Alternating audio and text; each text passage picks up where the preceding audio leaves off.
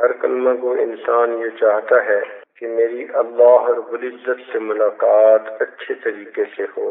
یہ تمنا نیکوں کے دل میں بھی ہوتی ہے، گناہگاروں کے دل میں بھی ہوتی ہے، مردوں کے دل میں بھی ہوتی ہے، عورتوں کے دل میں بھی ہوتی ہے، کیونکہ اللہ رب العزت ہمارے خالق ہیں، مالک ہیں، رازق ہیں، پروردگار ہیں۔ قیامت کے دن ان کے ساتھ ملاقات ہونی ہے تو یہ چاہت دل میں ہوتی ہے کہ ہماری ملاقات اچھے طریقے سے ہو۔ دو ہی طریقے سے ملاقات ممکن ہوتی ہے، یا تو دوستوں کی طرح خوشی خوشی ملاقات کرنا، یا پھر ناراض آدمیوں کی طرح ایک دوسرے کے ساتھ ملاقات کرنا۔ تو مومن تو یہی چاہتا ہے کہ اللہ رب العزت سے ملاقات اس حال میں ہو کہ اللہ رب العزت ہم سے راضی ہو، بلکہ جیسے طلحہ رضی اللہ تعالیٰ عنہ کو نبی علیہ السلام نے دعا دی تھی کہ اے اللہ، طلحہ کو قیامت کے دن اس طرح ملنا وہ آپ کو دیکھ کر مسکرائے اور آپ اس کو دیکھ کر مسکرائیں۔ تو یہی تمنا ہر مومن کے دل میں ہوتی ہے کہ ہمیں بھی قیامت کے دن اللہ رب العزت سے ایسی ملاقات نصیب ہو۔ تو قرآن مجید کی اس آیت میں اللہ تعالیٰ اس کا طریقہ بتلا رہے ہیں، اس لیے آج کا مضمون بڑا اہم ہے۔ اللہ تعالیٰ ارشاد فرماتے ہیں وَمَنْ كَانَ يَرْجُو لِقَاءَ رَبِّهِ، اور جو کوئی بھی دل میں امید رکھے اپنے رب سے ملاقات کی، فَلْيَعْمَلْ عَمَلًا صَالِحًا، بس اس کو چاہیے کہ وہ نیک عمل کرے، وَلَا يُشْرِكْ بِعِبَادَةِ رَبِّهِ أَحَدًا، اور اپنے رب کی عبادت میں کسی کو شریک نہ کرے۔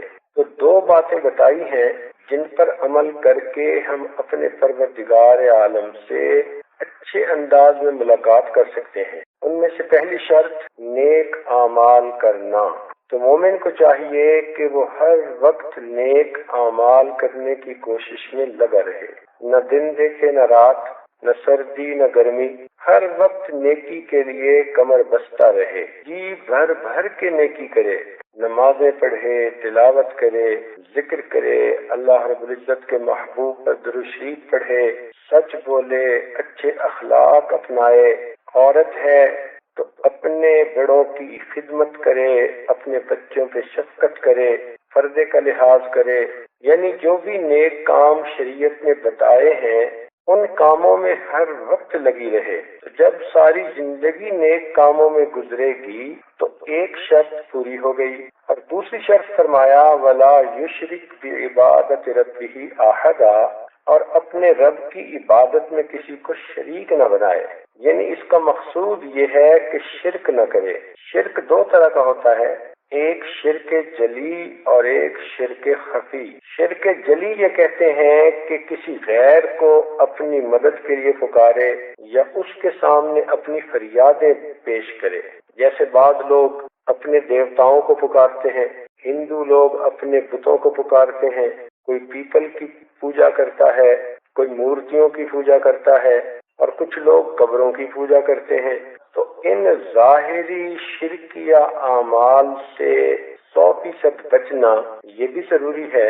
دوسری چیز جس سے بچنا مشکل نظر آتا ہے وہ شرک خفی۔ شرک خفی کہتے ہیں چھپا ہوا شرک، کہ جس طرح انسان کے دل میں اللہ رب العزت کی محبت ہوتی ہے، اس طرح بسا اوقات انسان کے دل میں کسی مخلوق کی محبت آ جاتی ہے، دوست کی محبت آ گئی، کزن کی محبت آ گئی، اچھی شکل کی محبت آ گئی۔ اللہ تعالیٰ قرآن مجید میں فرماتے ہیں وَمِنَ النَّاسِ مَن يَتَّخِذُ أَندَادًا يُحِبُّونَهُمْ كَحُبِّ اللَّهِ، کہ لوگ ہیں جو اللہ تعالیٰ کے ساتھ شریک بنا لیتے ہیں اور ان سے اس طرح محبت کرتے ہیں جیسے اللہ سے محبت کی جاتی ہے۔ چنانچہ آپ دیکھیں گے کہ نوجوان لڑکے اور لڑکیاں نفسانی شیطانی محبتوں میں اس طرح ملوث ہو جاتے ہیں کہ ان کے دل پر ہر وقت مخلوق کی محبت چھائی ہوئی ہوتی، سارا دن اسی کا دھیان، ساری رات اسی کا خیال، اسی سے فون پر باتیں کرنے کو جی چاہتا ہے، اسی سے مل بیٹھنے کو جی چاہتا ہے۔ یہ بھی شرک ہے اور حرام ہے، مگر اس کو شرک خفی کہتے ہیں۔ آج کے پڑھے لکھے دور میں مورتیوں کو سجدہ کرنے والے مسلمانوں کے معاشرے میں تھوڑے لوگ ہیں، تھوڑے لوگ ایسے ہیں جو قبروں پہ جا کے سجدے کرتے ہیں یا اپنی فریادیں قبروں والوں کو پیش کرتے ہیں، لیکن اکثریت ان لوگوں کی ہے جنہوں نے اپنے دل کو صنم خانہ بنا لیا، اپنے دل کو بت خانہ بنا لیا، اور سچ کہوں تو اپنے دل کو گند خانہ بنا لیا۔ اپنے دل میں ماں سوا کی محبت بھری ہوتی ہے، بندے کی محبت، مرنے والوں سے یا ڈھلنے والوں سے محبت کیا کرنی۔ یہ بیچارے جو خود چند دن کے مہمان ہیں، اگر ان سے محبت کر ہی بیٹھیں گے تو خسارے کے سوا کیا ملے گا۔ مخلوق سے انسان کو کبھی وفا نہیں ملتی، وفا ملے گی تو اللہ رب العزت سے ملے گی، رسول اللہ صلی اللہ علیہ وسلم سے ملے گی، یا پھر کامل اولیاء اللہ سے ملے گی، اس کے سوا وفا کہیں نہیں مل سکتی۔ اسی لیے جو اپنے دلوں میں غیر کی محبتوں کو بساتے ہیں، تھوڑے ہی عرصے کے بعد پھر بیٹھے رو رہے ہوتے ہیں، آنسو بہا رہے ہوتے ہیں، روتے روتے تھکتے نہیں، اور پھر کچھ تو ایسے ہوتے ہیں جو خودکشی کی کوششیں کرتے ہیں، مر جانے کی کوششیں کرتے ہیں۔ کام ہی ایسا کیوں کیا کہ مر جانے کی وہ ضرورت محسوس ہو؟ بے وفاؤں سے دل ہی کیوں لگایا؟ ڈھلتی چھاؤں کے پیچھے بھاگے ہی کیوں؟ عقل مندی کر لیتے، شروع سے ہی اس راستے پہ قدم ہی نہ اٹھاتے۔ تو جو عقل مند بچیاں ہیں وہ اپنی زندگی یوں برباد نہیں کرتی، ایسے راستے پہ قدم نہیں اٹھاتی کہ جس سے دنیا کی بھی ذلت ملے، آخرت کی بھی ذلت ملے۔ نہ خدا ہی ملا، نہ وصال صنم، نہ ادھر کے رہے نہ ادھر کے رہے۔ شیطان اور نفس تو یہ چاہتے ہیں کہ انسان برباد ہو، مگر انسان کو اللہ تعالیٰ نے عقل اور سمجھ بھی تو دی ہے۔ اب آگ جل رہی ہو تو کون ہے جو کوشش کرے کہ میں اس میں چھلانگ لگا دوں؟ ہر بندہ آگ سے دور دور رہے گا۔ اسی طرح یہ نفسانی محبتوں کی آگ آج چاروں طرف جل رہی ہے۔ عقل مند عورت کو چاہیے کہ اس آگ سے اپنے آپ کو دور رکھے۔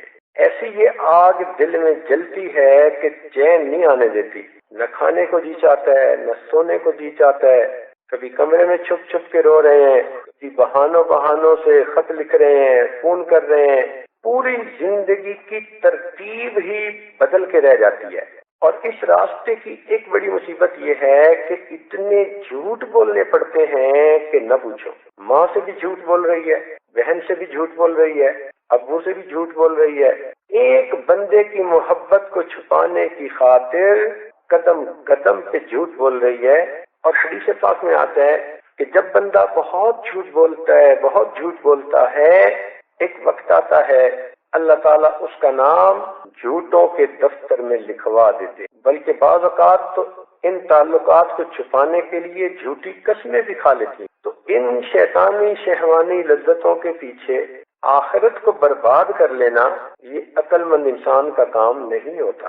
دعوت گناہ تو ہر طرف سے ملتی ہے، آج جوان مرد ہو یا جوان عورت ہو، چاروں طرف سے دعوت گناہ ملتی ہے، مگر اس کا یہ مطلب تو نہیں نا کہ انسان خود ہی اس مصیبت کے اندر چھلانگ لگا دے۔ اب دیکھیں چھری ہاتھ میں ہو تو انسان پھل بھی کاٹ سکتا ہے اور اپنا ہاتھ بھی کاٹ سکتا ہے، مگر کوئی عقل مند لڑکی ایسی نہیں ہوگی جو اپنا ہاتھ کاٹے گی، احتیاط سے کام کرے گی، کہے گی کہ میں سبزی کاٹ رہی ہوں، میں احتیاط سے کام لوں کہیں میری انگلی نہ کٹ جائے۔ اے بیٹی، اسی طرح تو اس دنیا میں زندگی گزار رہی ہے، وقت کی چھری چل رہی ہے، ایسا نہ ہو کہ تیری عزت کو کاٹ کے رکھ دے۔ احتیاط کی ضرورت ہے، اسی کا نام تو امتحان ہے، اور یہی مجاہدہ ہے دنیا میں۔ اسی مجاہدے پر انسان کو اللہ رب العزت کا مشاہدہ نصیب ہوتا ہے۔ تو دو باتیں ہیں جن کو کرنے سے اللہ رب العزت کے ساتھ قیامت کے دن اس طرح ملاقات ہوگی جس طرح بچھڑے ہوئے دوستوں کی ملاقات ہوتی ہے۔ پہلا کام فَلْيَعْمَلْ عَمَلًا صَالِحًا، وہ نیک عمل کرے۔ تو اس لیے پہلے آپ علم حاصل کریں، پھر اس علم پر عمل کرنے کی کوشش کرتی رہیں، تہجد پڑھیں، نمازیں پڑھیں، تلاوت کریں، تسبیحات پڑھیں، لیٹے بیٹھے چلتے پھرتے اللہ رب العزت کا ذکر کریں۔ نیکی کو پوچھنا نہیں پڑتا، انسان کا دل بتا دیتا ہے۔ چنانچہ نبی علیہ السلام نے ارشاد فرمایا کہ جب کوئی کام کرتے ہوئے تیرے دل کی دھڑکن تیز ہو جائے اور تو اسے لوگوں سے چھپانا چاہے تو یہ علامت ہے کہ تو گناہ کا کام کر رہا ہے۔ اب دیکھیے کتنی آسان سی پہچان بتا دی۔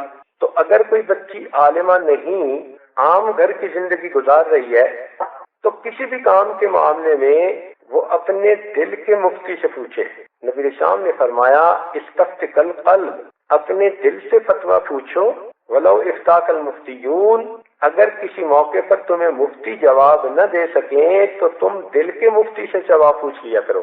تو جب بھی کوئی کام کرتے ہوئے آپ کے دل میں کھٹک پیدا ہو، دل کہے کہ میں برا کر رہی ہوں، دل کہے کہ میں اچھا نہیں کر رہی، دل کہے کہ یہ غلط ہے، اور پھر انسان اس کام کو دوسروں سے چھپانا چاہے، تو جب یہ دو چیزیں مل جائیں تو آپ فیصلہ کر لیں کہ یہ گناہ کا کام ہے، اس گناہ کے کام سے آپ بچنے کی کوشش کریں تو آپ اللہ تعالیٰ کی پیاری بندی بن سکیں گے۔ تو نیک عمل کرنا اور گناہوں سے بچنا، یہ پہلا قدم۔ اور دوسرا قدم یہ ہے کہ دل میں غیر کی محبت کو داخل ہی نہ ہونے دینا۔ جو نیک بچیاں ہوتی ہیں، جو سمجھدار بچیاں ہوتی ہیں، وہ جس طرح گھر کے دروازے بند کر کے رکھتی ہیں کہ کوئی چور ڈاکو اچکا نہ اندر داخل ہو جائے، اسی طرح وہ دل کے دروازے بھی بند کر کے رکھتی ہیں اور کسی چور ڈاکو اچکے کو دل میں داخل نہیں ہونے دیتی، چاہے وہ کلاس فیلو کی شکل میں ہو، کزن کی شکل میں ہو، پڑوسی کی شکل میں ہو، رشتہ دار کی شکل میں ہو، کسی شکل میں وہ دل میں داخل ہونا چاہے، آپ دل میں اسے مت داخل ہونے دیں۔ جس طرح آپ اپنے گھر میں چور کا داخل ہونا برا سمجھتی ہیں، آپ کو خوف آتا ہے کہ میرا مال نہ لٹ جائے، اسی طرح آپ کسی چور کو اپنے دل میں بھی داخل نہ ہونے دیں، ڈرے کہ کہیں میری عزت نہ لٹ جائے۔ اور یہ ہوتی ایک ہی غلطی ہے، ایک تھوڑی دیر کی غلطی اور پھر ساری عمر کا رونا۔ انسان وہ غلطی ہی کیوں کرے؟ تو یہ دو شرطیں ہیں جو شریعت نے بتائیں کہ ایک تو انسان نیک کاموں میں لگا رہے اور دوسرا اپنے دل میں غیر کی محبت کو آنے ہی نہ دے، جھٹک دے اپنے دل سے ہر غیر کی محبت کو۔ یہ دل اللہ رب العزت کی گزرگاہ ہے، اللہ تعالیٰ اس پر کسی غیر کی آمد کو پسند نہیں فرماتے۔ آپ یوں سمجھا کریں کہ ام حبیبہ رضی اللہ تعالی عنہا نے اپنے پیارے محبوب صلی اللہ علیہ وسلم کے بستر پر مشرک باپ کو بھی نہیں بیٹھنے دیا تھا کہ یہ میرے آقا اور میرے سردار کا بستر ہے۔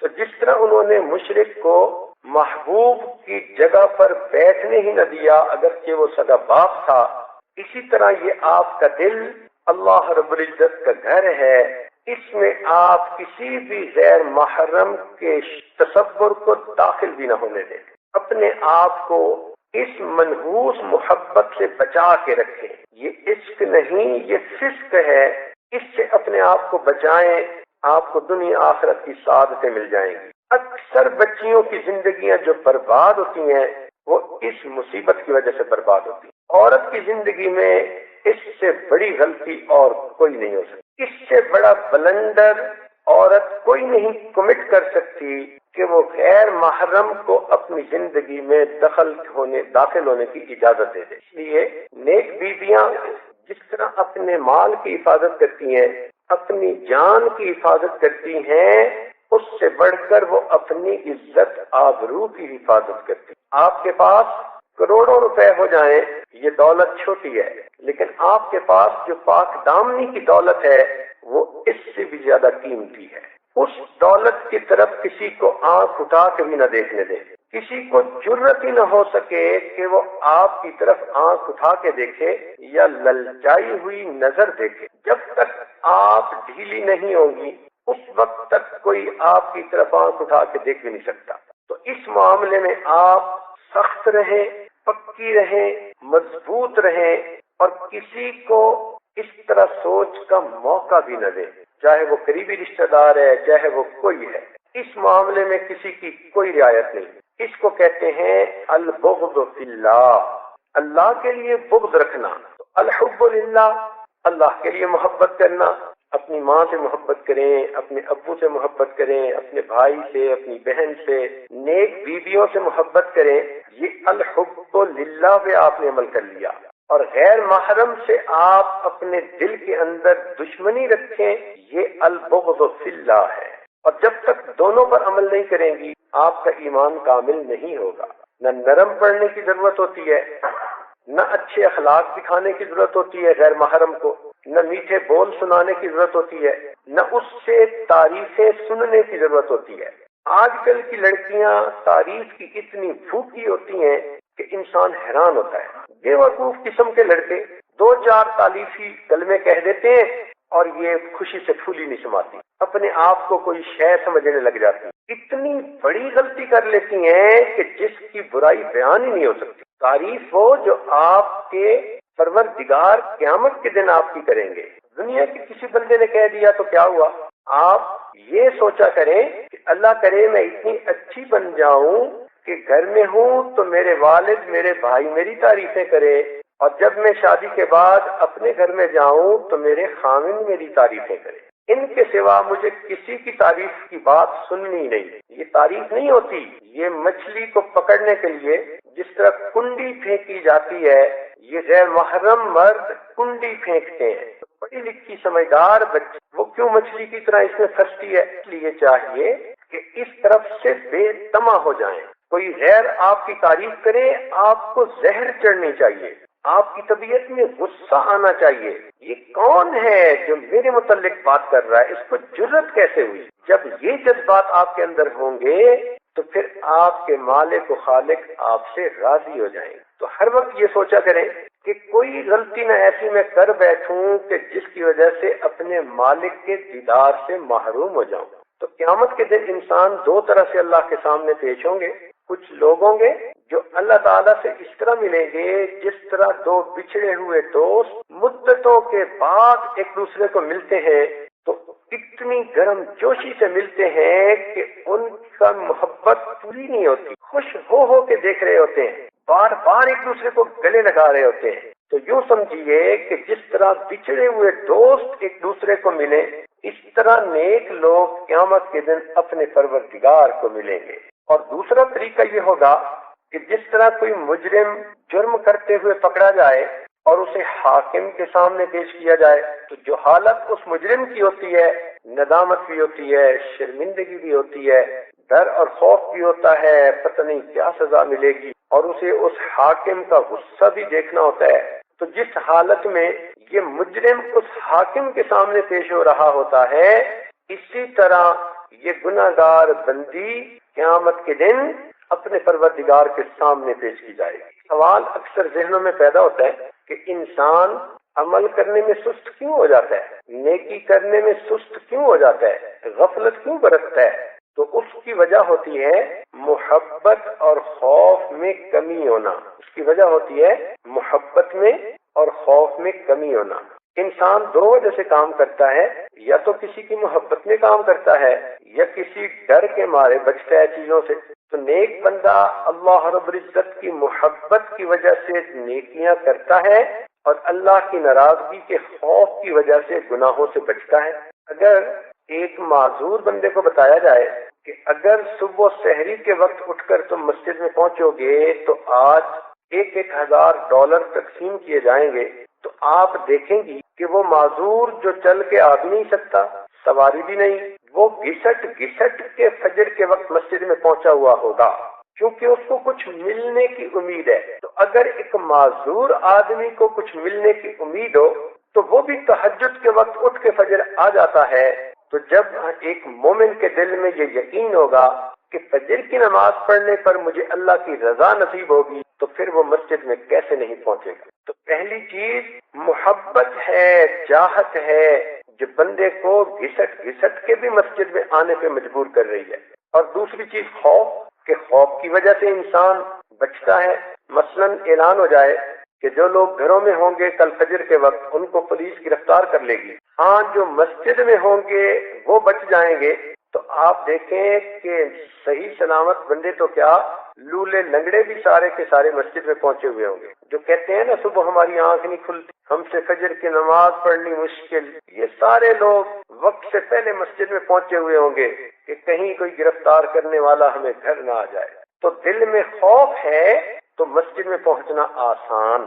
تو دیکھیں یہ دو ہی چیزیں ہیں، محبت تھی انعام ملنے کی تو بھی مسجد میں پہنچنا آسان، اور خوف تھا سزا ملنے کا تو بھی مسجد میں پہنچنا آسان۔ تو دو ہی چیزیں ہوتی ہیں، ایک محبت ہوتی ہے اور ایک خوف ہوتا ہے۔ تو یاد رکھنا کہ مومن کے دل میں دو چیزیں ہوتی ہیں، ایک اللہ رب العزت سے ملاقات کا شوق، ایک اللہ رب العزت سے ملاقات کا شوق۔ یہ ملاقات کا شوق ایسی نعمت ہے کہ اس کی وجہ سے انسان دوڑ دوڑ کے نیکیاں کرتا ہے، بھاگ بھاگ کے نیکیاں کرتا ہے، نیکی کر کر کے تھکتا ہے اور تھک تھک کے پھر نیکیاں کرتا ہے۔ یہ ملاقات کا شوق ہوتا ہے۔ اور ایک ہوتا ہے اللہ تعالیٰ کے سامنے پیشی کا خوف، اور اس خوف کی وجہ سے مومن گناہوں سے بچتا ہے، قریب بھی نہیں پھٹکتا کسی ایسے کام سے جس کے کرنے سے اللہ رب العزت ناراض ہو یا قیامت کے دن اس کو شرمندگی اٹھانی۔ اب ذرا ان دونوں کی تفصیل سن لیجئے۔ پہلی چیز ہے اللہ تعالیٰ سے ملاقات کا شوق۔ جب بھی محبوب سے ملاقات کی امید ہو، انسان بخود اس کے لیے تیار ہوتا ہے۔ عورتیں اس چیز کو اچھی طرح سمجھتی ہیں۔ بالفرض آپ کا خاوند 5 سال ہوئے بیرون ملک گیا ہوا تھا اور 5 سال کے بعد وہ آپ کے گھر آ رہا ہے، تو اب آپ بتائیں کہ آپ اس کے لیے کتنی تیاریاں کرتی ہیں۔ 1 ہفتہ پہلے گھر صاف ہو رہا ہوتا ہے، کپڑے دھل رہے ہوتے ہیں، بچوں کو نہلا رہی ہوتی ہیں، خوشی خوشی سب کو بتا رہی ہوتی ہیں کہ فلاں تاریخ کو میرے میاں گھر آ رہے ہیں، اور اپنے دل کے اندر شوق مچل رہا ہوتا ہے۔ وقت دن گن رہی ہوتی ہیں اور اس دن گھڑی دیکھ رہی ہوتی ہیں، کب فلائٹ اترے گی، کب ہم ان کو لینے جائیں گے، کب وہ گھر آئیں گے، کب ہم مل کے بیٹھیں گے، اکٹھا کھانا کھائیں گے، میں انہیں یہ باتیں بھی سناؤں گی، یہ بھی بتاؤں گی۔ یہ کیا ہوتا ہے؟ یہ ملاقات کا شوق کہلاتا ہے۔ مومن کے دل میں بالکل اسی طرح اللہ رب العزت کے ساتھ ملاقات کا شوق ہوتا ہے، لہذا اس کے لیے وہ اپنی زندگی میں نیکیوں کا سرمایہ اکٹھا کر رہا ہوتا ہے تاکہ میں قیامت کے دن اللہ رب العزت کے سامنے دوست کی شکل میں پیش ہو جاؤں۔ جب محبت ہوتی ہے کسی سے، انسان نے اگر اس کو کوئی چیز بھیجنی بھی ہو تو وہ کوشش کرتا ہے کہ اس کو ذرا خوبصورت بنا کر بھیجے۔ ہم نے دیکھا کہ جہاں نکاح ہونا ہوتا ہے وہاں پھلوں کی ٹوکری بھی بھیجنی ہو تو لوگ گفٹ پیک کر کے بھیجتے ہیں۔ عورتوں نے اپنے خاوند کو خط لکھنا ہوتا ہے تو کیا رنگ چڑھاتی ہیں، پھول سجاتی ہیں اور پتہ نہیں کیا خوشبوؤں میں لپیٹ کے وہ خط بھیجتی ہیں، اور بعض اوقات تو اس میں پھول کی پتیاں بھی ڈال دیتی ہیں۔ کیا ہوتا ہے؟ یہ محبت ہے۔ جس طرح انسان دنیا میں اپنے محبوب کو کوئی چیز بھیجتا ہے تو گفٹ پیک کر کے بھیجتا ہے، اسی طرح اللہ کی نیک بندی دنیا میں جب نمازیں پڑھتی ہے تو ان کو خشوع و خضوع کے ساتھ گفٹ پیک کر کے اپنے اللہ کے حضور بھیج رہی ہوتی۔ وہ سمجھتی ہے میں یکسوئی کی نمازیں پڑھوں گی، میں یکسوئی کے سجدے کروں گی، تسلی کی نمازیں پڑھوں گی، تو یہ میری نمازیں میری محبت کے غلاف میں پیک ہو کر میرے پروردگار کے حضور پیش کی جائیں گا۔ پھر وہ لمبے سجدے کرتی ہیں، پھر ان کا مصلے سے اٹھنے کو جی نہیں چاہتا، پھر ان کا قرآن شریف بند کرنے کو دل ہی نہیں چاہتا۔ یہ کیا ہے؟ اللہ رب العزت کی محبت ہوتی۔ محبوب سے ہم کلامی میں انسان کو ہمیشہ مزہ آتا ہے، لطف آتا ہے۔ اگر کسی ماں کا بیٹا باہر گیا ہوا ہو اور اس کا فون آ جائے تو ماں سوئی بھی ہوگی نا، تو سب نیندیں اڑ جائیں گی اور محبت سے باتیں کر رہی ہوگی۔ ادھر سے بیٹا کہہ رہا ہے امی بس کریں، آدھا گھنٹہ ہو گیا، اور امی صاحبہ کہتی ہیں میرے بیٹے بس ابھی 2 ہی تو باتیں کی ہیں میں نے۔ تو اس کا جی چاہتا ہے ماں کا کہ میں اپنے بیٹے سے باتیں کرتی ہی رہوں۔ جس کا خامد باہر ملک میں ہو، اگر 2 دن فون نہ آئے تو تیسرے دن پہلی بات ہوتی ہے 2 دن آپ نے فون ہی نہیں کیا، میں انتظار کرتی رہی۔ تو جس طرح دنیا میں محبوب سے بات کرنے کی خواہش ہوتی ہے، چاہت ہوتی ہے، اس کا انتظار ہوتا ہے، اسی طرح مومن یہ سمجھتا ہے کہ میں جب قرآن مجید کی تلاوت کروں گا تو یہ اللہ رب العزت سے میری ہم کلامی ہوگی، لہذا وہ قرآن مجید کی تلاوت کے لیے موقعوں کو تلاش کرتا ہے۔ نیک بیبیاں گھر کے کاموں کو جلدی سمیٹتی ہیں، بس میں جلدی سے کاموں سے فارغ ہو جاؤں، میں کپڑے دھو لوں، میں کچن سے فارغ ہو جاؤں، میں بچوں کو تیار کر لوں تاکہ میں مصلی پہ بیٹھ کے تسلی کے ساتھ قرآن پڑھ لوں، میں نمازیں پڑھ لوں۔ یہ نماز حقیقت میں اللہ تعالیٰ سے ملاقات ہے۔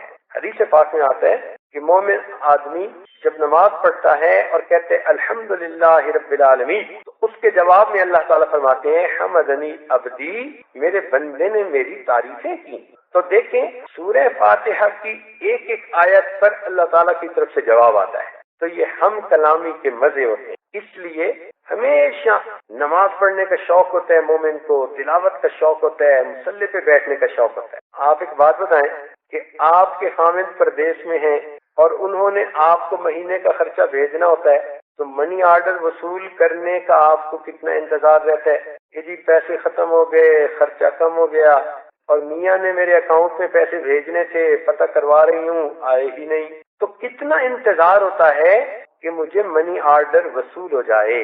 جس طرح ضرورت مند عورت کو منی آرڈر کے وصول کرنے کا اتنا انتظار ہوتا ہے، اسی طرح نیک بیوی کو تہجد کے وقت میں اللہ تعالیٰ سے مناجات کر کے انعامات پانے کا انتظار ہوتا ہے۔ لہذا وہ کتنی تھکی ہوئی کیوں نہ ہو، تہجد کے وقت اٹھ بیٹھتی ہے، وضو کر کے اپنے رب کے سامنے سے دامن پھیلاتی ہے اور خوب جی بھر کے مانگتی ہے، تو سمجھتی ہے کہ اس وقت میں اللہ رب العزت کے محبوب نے بتلایا کہ اللہ تعالیٰ کی طرف سے اعلان کیا جاتا ہے، حل من سائل فأعطی له، ہے کوئی سوال کرنے والا کہ جس کو عطا کر دیا جائے۔ تو یہ مومنہ عورت اس وقت بیٹھی اپنے رب سے خوب دعائیں مانگ رہی ہوتی۔ یہ کیا نعمت ہے، یہ اللہ رب العزت سے ملاقات کا شوق ہوتا ہے۔ ایک بزرگ کے بارے میں آتا ہے کہ رات بستر پر لیٹتے اور نیند نہ آتی تو کروٹیں بدل کے اٹھ جاتے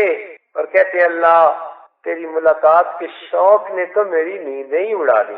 جن کو انتظار ہوتے ہیں نا کہ فون آنا ہے میاں کا، ان کو پھر راتوں کو نیندیں نہیں آیا کرتی، وہ پھر 2 بجے بھی فون آنا ہو تو اس وقت تک جاگ رہی ہوتی۔ اسی طرح نیک بیویاں تہجد کے وقت میں اٹھنے کی پابندی کرتی۔ ہمارے اکابر کا یہ حال تھا کہ ان کے حالات زندگی میں لکھا ہے کہ ان کو رات کے اندھیرے کا اس طرح انتظار ہوتا تھا کہ رات آئے گی تو ہم تہجد پڑھیں گے، اللہ سے ہم کلامی کریں گے، تو ان کو رات کے اندھیرے کا اس طرح انتظار ہوتا تھا جس طرح دلہا کو اپنی دلہن سے ملنے کے لیے رات کا انتظار ہوتا ہے۔ یہ فاطمہ زہرا رضی اللہ تعالیٰ عنہ کے بارے میں آتا ہے، سردیوں کی لمبی رات میں 2 رکعت کی نیت باندھی، تلاوت کرتے ہوئے اتنا لطف آیا، اتنا مزہ آیا کہ قرآن پڑھتی رہی۔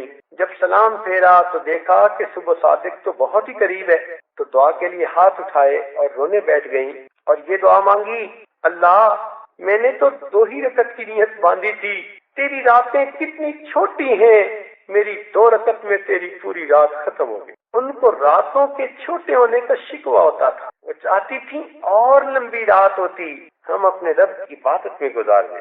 سیدہ عائشہ صدیقہ رضی اللہ تعالیٰ عنہ کے بارے میں آتا ہے، پوری ایک رات انہوں نے تہجد میں ایک آیت پڑھ کر گزار دی، وَبَدَا لَهُم مِّنَ اللَّهِ مَا لَمْ يَكُونُوا يَحْتَسِبُونَ، بار بار اس آیت کو پڑھتی رہیں حتیٰ کہ پوری رات مکمل ہو گئی۔ ہم لوگ یہ پہلے باتیں جب پڑھا کرتے تھے تو ان کو سمجھنا ذرا مشکل ہوتا تھا، لیکن ایک مرتبہ ہم نے کسی بچے کو دیکھا، وہ منہ ہی چلائے جا رہا ہے، 5 منٹ 10 منٹ آدھا گھنٹہ وہ محفل میں بیٹھا، اس کا منہ چلتا ہی چلا جا رہا ہے۔ تو پھر ہم نے اس سے پوچھا بھئی خیر تو ہے؟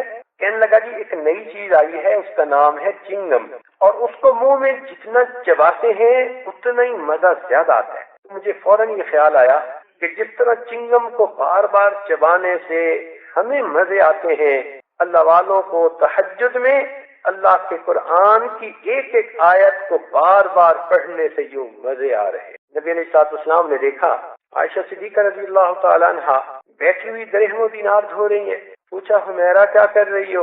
اے اللہ رب العزت کے پیارے محبوب میں یہ درہم و دینار دھو رہی ہوں، کس لیے؟ اے اللہ کے محبوب میں نے آپ ہی سے یہ بات سنی کہ جب کوئی انسان اللہ تعالیٰ کے راستے میں اپنا مال صدقہ دیتا ہے کسی سائل کو، تو یہ مال سائل کے ہاتھ میں پہنچنے سے پہلے اللہ رب العزت کے ہاتھوں میں پہنچ جاتا ہے۔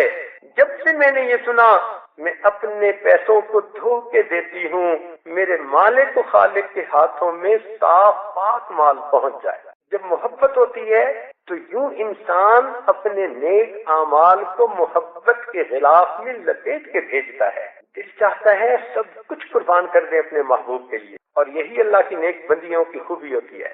چنانچہ سیدہ خنسا رضی اللہ تعالیٰ عنہ ایک صحابی ہیں، 4 بیٹے تھے، چاروں کو نصیحت کرتی تھیں کہ بیٹا جب تم بڑے ہونا اللہ تعالیٰ کے راستے میں تم جہاد کرنا اور شہید ہو جانا۔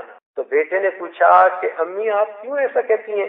فرمانے لگی بیٹے میں اس لیے کہتی ہوں کہ کل قیامت کے دن جب اعلان ہوگا شہیدوں کی مائیں کہاں ہیں تو مجھے اپنے مالک و خالق کے سامنے اس وقت پیش ہونے کی سعادت نصیب ہو جائے گی۔ یہ نیک مائیں تھیں جو گود میں پلنے والے بچوں کو بھی اس طرح دین کی خاطر قربانیوں کے لیے تیار کر رہی ہے۔ حدیث پاک میں آتا ہے ایک مرتبہ نبی علیہ السلام نے جہاد کے لیے تیاری کے اعلان فرما دیا۔ مدینہ طیبہ کے ہر گھر میں تیاری ہو رہی ہے، عورتیں اپنے محرم مردوں کے سامان تیار کر رہی ہیں، ان کی گٹھڑیاں باندھ رہی ہیں، ان کے اوزار ان کو تیار کر کے دے رہی ہیں، ہر گھر میں تیاری ہو رہی ہے۔ ایک مدینہ طیبہ کا گھر ایسا ہے جہاں پر ایک نوجوان عورت بیٹھی ہوئی رو رہی ہے، اس لیے کہ اس کا خامد پہلے جہاد میں شہید ہو گیا۔ گھر میں کوئی محرم مرد نہیں، یہ ہے اور اس کا ایک چھوٹا دودھ پیتا بیٹا ہے۔ اب یہ بیٹے کو گود میں لے کر بیٹھی آنسو بہا رہی ہے، اے کاش میرے گھر میں کوئی محرم مرد ہوتا، آج میں بھی نبی علیہ السلام کی آواز پر لبیک کہتی اور میں بھی اس کو تیار کر کے بھیج۔ کافی دیر روتی رہی، پھر اس کے دل میں خیال آیا تو اس نے اپنے بچے کو اپنے سینے سے لگایا اور روتی ہوئی مسجد نبوی میں پہنچ گئی۔ اللہ رب العزت کے محبوب تشریف فرما تھے، وہاں آ کر اس نے اپنے بیٹے کو نبی علیہ السلام کی گود مبارک میں ڈال دیا۔ تو آقا نے پوچھا کہ یہ بچہ گود میں کیوں ڈالا؟ تو وہ اللہ کی نیک بندی کہتی ہے اے اللہ کے محبوب آپ میرے اس بیٹے کو جہاد کے لیے قبول فرما لیجیے۔ تو نبی علیہ السلام نے حیران ہو کر فرمایا کہ یہ چھوٹا بچہ جہاد میں کیسے جا سکتا ہے؟ تو آگے سے کہتی ہے اے اللہ کے محبوب جس مجاہد کے پاس ڈھال نہ ہو یہ میرا بچہ اس کے حوالے کر دیں تاکہ جب وہ میدان جہاد میں جائے اور دشمن تیروں کی بارش برسائے تو وہ تیروں سے بچنے کے لیے میرے بیٹے کو آگے کر دے۔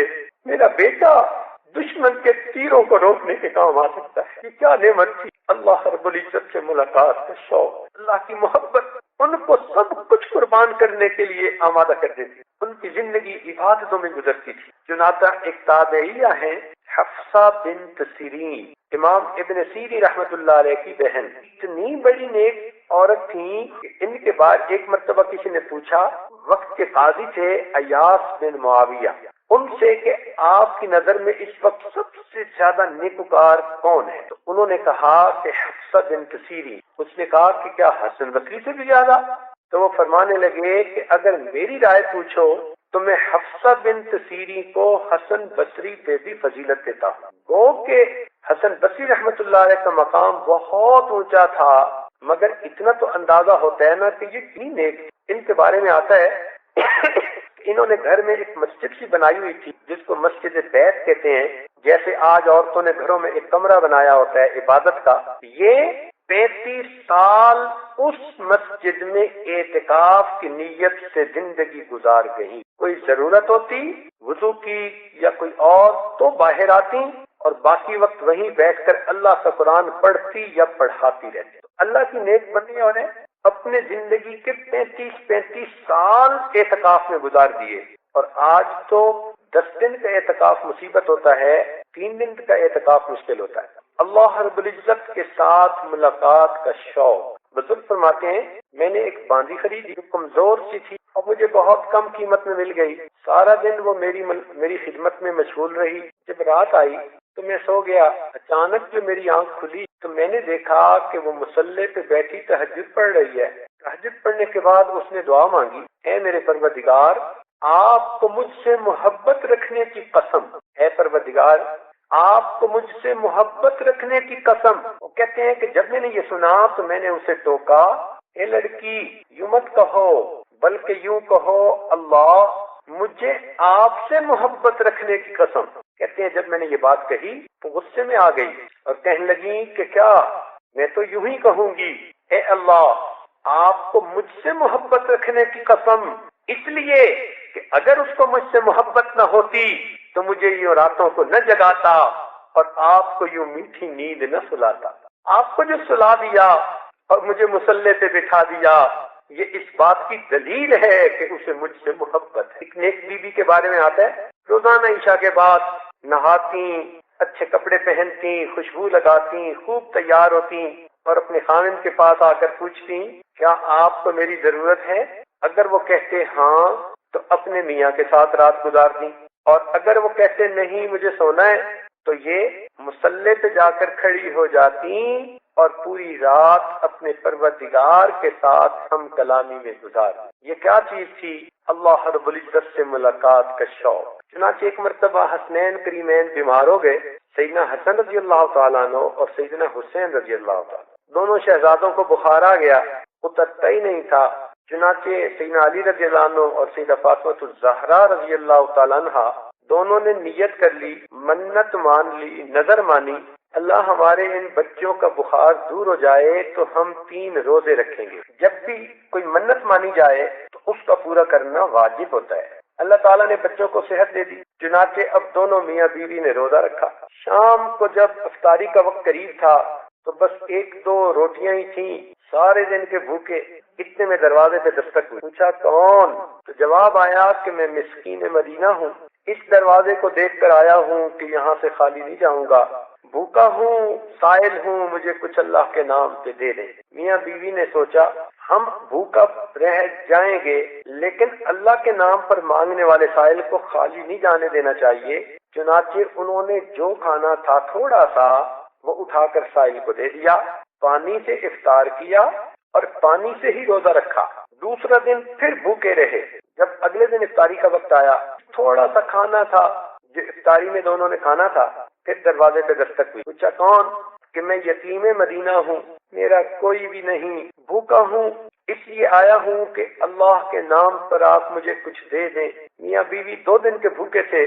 سوچنے لگے اس نے اللہ کے نام پر مانگا ہے، ہم بھوک برداشت کر لیں گے، اپنا کھانا دے دیتے ہیں. چنانچہ کھانا دے دیا اور دوسرے دن بھی پانی سے افطار کیا اور سحری بھی پانی کے ساتھ کی، اور تیسرا دن بھی بھوک کی حالت میں گزرا.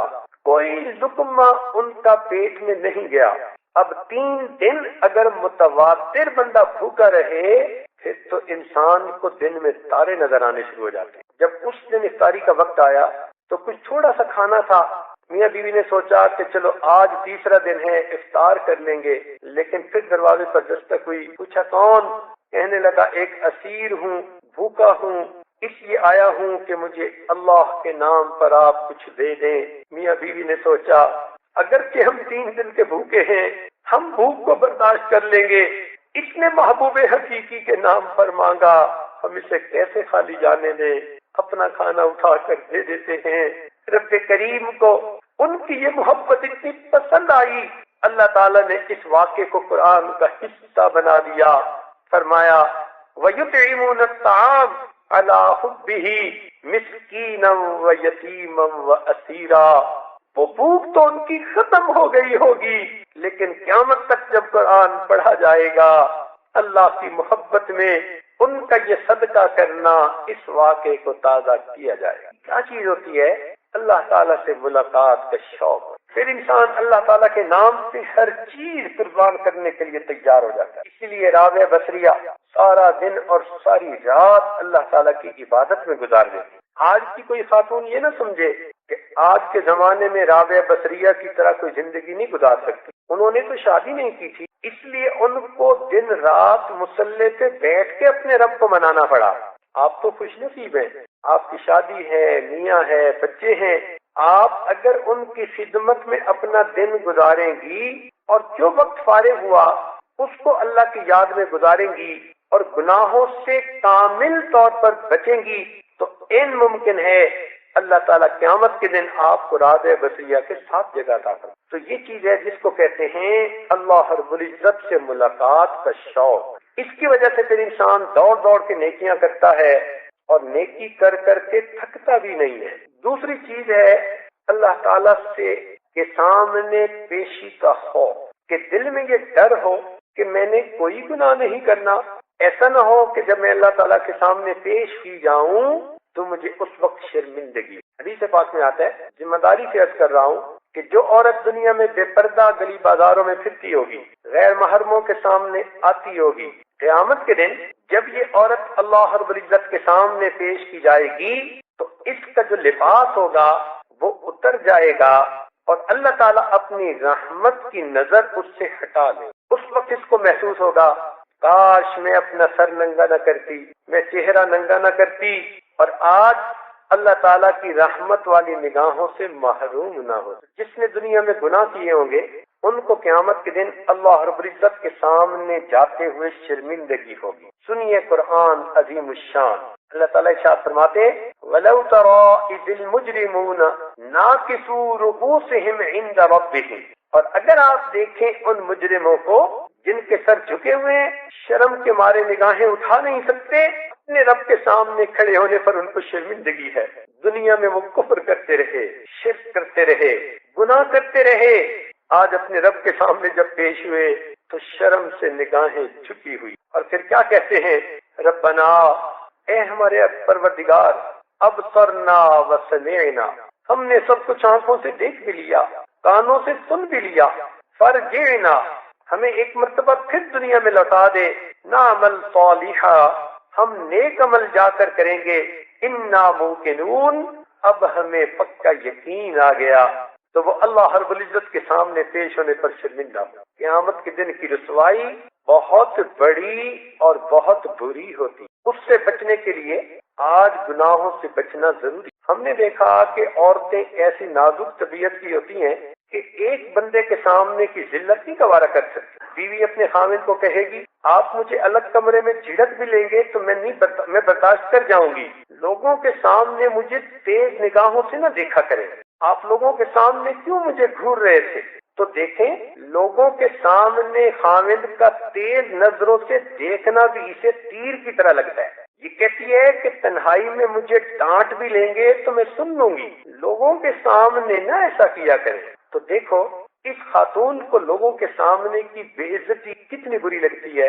اے بہن، اگر آج دو عورتوں کے سامنے کی بے عزتی تجھے اتنی بری لگتی ہے تو کل قیامت کے دن تو ساری مخلوق کے سامنے بے عزت کر دی جائے گی، نام اعمال کو کھول دیا جائے گا، اس وقت اتنی شرمندگی ہو۔ اس لیے ایک باندھی تھی تو ہمسائے میں ایک قصاب نوجوان رہتا تھا جس کی اس پر بری نظر تھی۔ یہ باندھی کسی کام کے لیے ذرا گئی تو اس قصاب نے دیکھا کہ اکیلی ہے، تنہائی ہے، تو وہ بھی اس کے پاس پہنچ گیا اور جا کر اس کو پکڑ لیا اور کہنے لگا کہ مجھے تم سے بہت زیادہ محبت ہے، میں تمہارے بغیر رہ نہیں سکتا، آج موقع ملا تو میں تم سے ملاقات کرنا چاہتا۔ تو باندھی نے آگے سے جواب دیا کہ دیکھو، جتنا تمہیں مجھ سے محبت ہے مجھے اس سے زیادہ تمہارے ساتھ محبت ہے، مگر میں قیامت کے دن کی رسوائی سے ڈرتی ہوں، میں اپنے خالق کو مالک کو ناراض نہیں کر سکتی۔ اتنے خلوص کے ساتھ اس نے یہ بات کہی کہ اس نوجوان کے دل پر اللہ رب العزت کے جلال کا ظہور ہوا اور اس نے وعدہ کیا میں آج کے بعد گناہوں بھری زندگی چھوڑ دوں۔ تو ہر وقت ذہن میں یہ رہے کہ نفس تو کہتا ہے کہ میں یہ کر لوں، مگر نہیں، میں اپنے اللہ سے ڈر۔ اکثر و بیشتر آپ اپنے نفس کو یہ الفاظ سنایا کریں، جب بھی نفس آپ کے سامنے کسی گناہ کو مزین کر کے پیش کرے، اس سے باتیں کرو فون پر، یہ الٹا سیدھا لٹریچر پڑھو، سکرین کے تماشے دیکھو، گانے سنو، مخلوط محفلوں میں جاؤ۔ جب بھی اس قسم کی شرارت نفس کے اندر ظاہر ہو تو فوراً اس کو یہ کہا کرے کہ یہ تمہارے مشورے تمہارے پاس رہیں، میں تو اپنے اللہ سے ڈر۔ تو جب بھی شیطان آپ کو مشورے دے، نفس آپ کو مشورے دے، یا کسی انسان کی شکل میں چھپا ہوا شیطان آپ کو مشورے دے، آپ مجھے بہت اچھی لگتی ہیں، تو آپ ہمیشہ آگے سے کہا کریں میں اپنے اللہ سے ڈر، میں قیامت کے دن اپنے رب کے سامنے مجرمہ بن کے پیش نہیں ہونا چاہتی، میں نہیں چاہتی کہ میں قیامت کے دن اللہ کے سامنے جاؤں اور اللہ تعالیٰ میری طرف سے اپنا چہرہ ہی پھیر لے۔ قیامت کے دن کی ذلت بہت بڑی اور بہت بری۔ آج تو ہم 2 کلو کا بوجھ نہیں اٹھا سکتے اپنے سر پہ، قیامت کے دن یہ گناہوں کے جو پہاڑوں جیسا بوجھ ہوگا یہ ہم اپنے سر پہ کیسے اٹھائیں؟ اللہ تعالیٰ کے سامنے پیشی کا خوف ہو، تبھی یہی خوف تھا سیدنا صدیق اکبر کے دل میں کہ میں قیامت کے دن اللہ کے سامنے کیسے پیش ہوں گا۔ جو یار غار تھے، جو محبوب کے رازدار تھے، ان کا یہ حال تھا کہ بیٹھ کے روتے اور کہتے اے کاش مجھے میری ماں نے جنا ہی نہ ہوتا، اے کاش میں کسی مومن کے بدن کا بال ہوتا، اے کاش میں کوئی گھاس کا تن کا ہوتا۔ ان عمر لانوں کے بارے میں آتا ہے کہ نبی علیہ السلام نے ان کے بارے میں فرمایا لو کان بعدی نبی لکان عمر، اگر میرے بعد بالفرض کوئی نبی آنا ہوتا تو عمر کو اللہ نے وہ صفات دی تھیں کہ یہ نبی ہوتے. اور ایک حدیث پاک میں فرمایا کہ عمر جس راستے سے گزرتا ہے شیطان اس راستے کو ہی چھوڑ جاتا ہے. ایسی بزرگ شخصیت، مگر ان پر بھی اللہ تعالیٰ کے سامنے پیشی کا اتنا خوف تھا کہ کتابوں میں لکھا ہے جب ان کی شہادت کا وقت قریب آیا، زخمی ہو گئے، ایک صحابی کو بلا کر وصیت کی کہ جب میری روح پرواز کر جائے جلدی نہلا دینا، جلدی کفنا دینا اور جلدی دفنا دینا. اس صحابی نے کہا امیر المومنین ہم جلدی کریں گے، مگر اتنا جلدی کرنے پر آپ تاکید کیوں کر رہے ہیں؟ تو عمر لانوں نے آگے سے جواب دیا کہ میں اس لیے جلدی کی تاکید کر رہا ہوں کہ اگر اللہ رب العزت مجھ سے راضی ہوئے تو تم مجھے جلدی اللہ سے ملا دینا، اور اگر وہ مجھ سے ناراض ہوئے تو تم میرا بوجھ اپنے کندھوں سے جلدی اتار دینا. عمر کے انجام کو تو اللہ بہتر جانتا ہے. اتنا ان کو ڈر ہوتا تھا اپنے رب کے سامنے پیش ہونے. حسن بصری رحمۃ اللہ علیہ کے بارے میں آتا ہے کہ جب چل کے آتے تو ان کے دل پہ اللہ تعالیٰ کا ایسا خوف ہوتا تھا کہ یوں محسوس ہوتا یہ وہ نوجوان ہے جو ابھی اپنے باپ کو قبرستان میں دفن کر کے واپس آ رہا. رابعہ بصریہ کے سامنے کسی نے بھنا ہوا گوشت پیش کیا، بھنا ہوا مرغا پیش کیا، تو رابعہ بصریہ نے اسے دیکھا تو رونے لگ گئی. اس نے پوچھا اماں کیوں رو رہی ہو؟ کہنے لگی بیٹا مجھ سے تو یہ مرغا ہی اچھا. انہوں نے پوچھا وہ کیسے؟ کہنے لگی ایسے کہ اس مرغے کو پہلے ذبح کیا گیا، اس کی جان نکالی گئی، پھر اسے آگ کے اوپر بھونا گیا، اور اگر قیامت کے دن رابعہ کے گناہ معاف نہ کیے گئے تو اسے تو جہنم کی آگ میں زندہ بھونا جائے گا. عبداللہ ابن مبارک رحمت اللہ علیہ بہت بڑے محدث ہیں. ان کے بارے میں محدثین نے بہت اچھے اچھے الفاظ کہے، بلکہ ایک محدث نے تو یہاں تک لکھا کہ میں نے عبداللہ ابن مبارک کے زندگی کے دن رات کو کئی سال تک دیکھا، مجھے ان کی زندگی میں اور صحابہ کرام کی زندگی میں کوئی فرق نظر نہیں آتا سوائے ایک فرق کے کہ صحابہ نے نبی علیہ السلام کا دیدار کیا تھا اور انہوں نے نبی علیہ السلام کا دیدار نہیں کیا. باقی زندگیوں میں کوئی فرق نظر نہیں آتا. ایسی زندگی، ان کا یہ حال کہ جب درس حدیث دیتے تو 40,000 طلباء ایک وقت میں ان کا درس سنتے. ساؤنڈ سسٹم تو ہوتا نہیں تھا، تو یہ جب حدیث پڑھاتے تو لوگ ان کی حدیث سن کر آگے پہنچاتے، وہ آگے پہنچاتے جیسے مکبر ہوتے ہیں نماز میں، تو اسی طرح لوگ ان کی حدیث کو آگے سناتے. تو کتابوں میں لکھا ہے ایک مرتبہ ان لوگوں کی تعداد جو مکبر سے گنی گئی تو ان کی تعداد 1200 نکلی. تو 1200 بندے اگر حدیث کو آگے سنا رہے ہیں تو مجمع کتنا بڑا ہوگا. تو 40 ہزار لوگوں کو ایک وقت میں حدیث سناتے تھے. اتنے بڑے شیخ جب ان کی وفات کا وقت قریب آیا تو اپنے شاگردوں کو کہا کہ مجھے چارپائی سے اٹھا کر نیچے زمین پہ لٹا دو. شاگرد تو پہلے جھجک گئے، دوبارہ حکم دیا، چنانچہ انہوں نے زمین پر لٹا دیا. نیچے قالین تو ہوتے نہیں تھے، مٹی تھی. شاگردوں کی چیخیں نکل گئیں.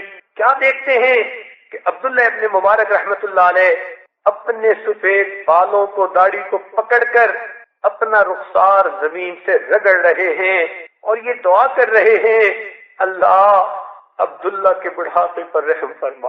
یہ نہیں کہا اللہ میں بڑا محدث ہوں، نہیں کہا کہ میری وجہ سے سینکڑوں لوگوں کی زندگیاں بدلی، نہیں کہا کہ میں نے بڑی تہجد کی نمازیں پڑھی.